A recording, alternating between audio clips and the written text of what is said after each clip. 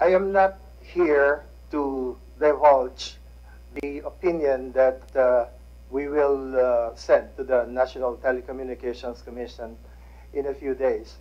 But I am here appearing as a resource person in the hope that I may somehow contribute on the matter of how to deal with a peculiar situation of a franchise applicant whose franchise is about to expire, and bills have been filed for the renewal of its franchise, but quite unfortunately, Congress may not be able to act on it before the expiration date.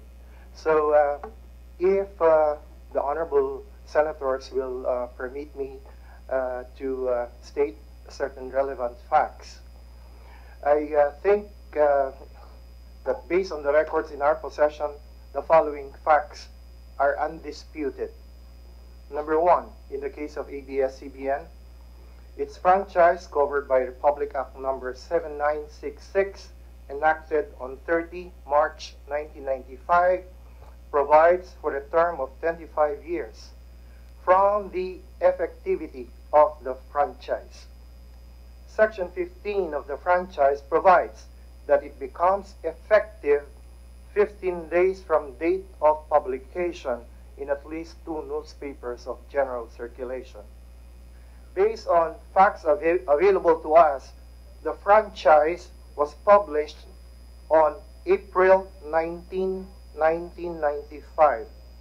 For that reason, the franchise will expire on May 4, 2020. Another fact, various bills have been filed in Congress for the renewal of ABS-CBN's franchise. Next, there are indications that Congress will not be able to act on the said pending bills before the expiration of the franchise on May 4, 2020.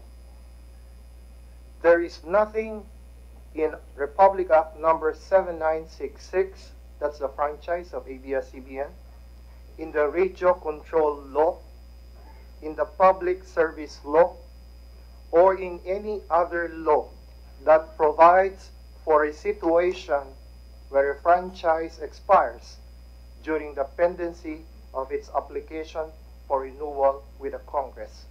And therefore, the issue before us is whether or not ABS-CBN or any entity similarly situated may continue to operate after the expiration of its franchise and during the pendency of various bills for its renewal in the Congress.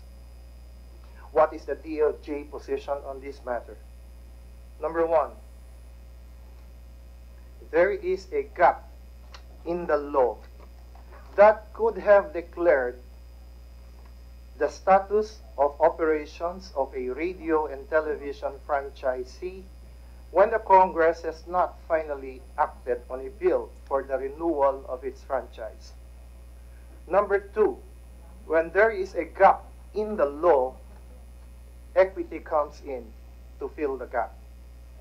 Equity is the principle by which substantial justice may be attained in cases where the prescribed or customary forms of ordinary law are inadequate.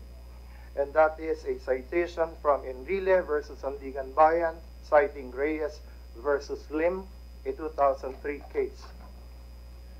Considerations of equity have apparently been applied in previous similar situations presented earlier, namely, among others, PTNT, Smart Communications Incorporated, Catholic Bishops' Conference of the Philippines Incorporated, all of whom were allowed to operate despite expired franchises as long as the application for the renewal of these franchises were lodged with the Congress before the lapse of their term.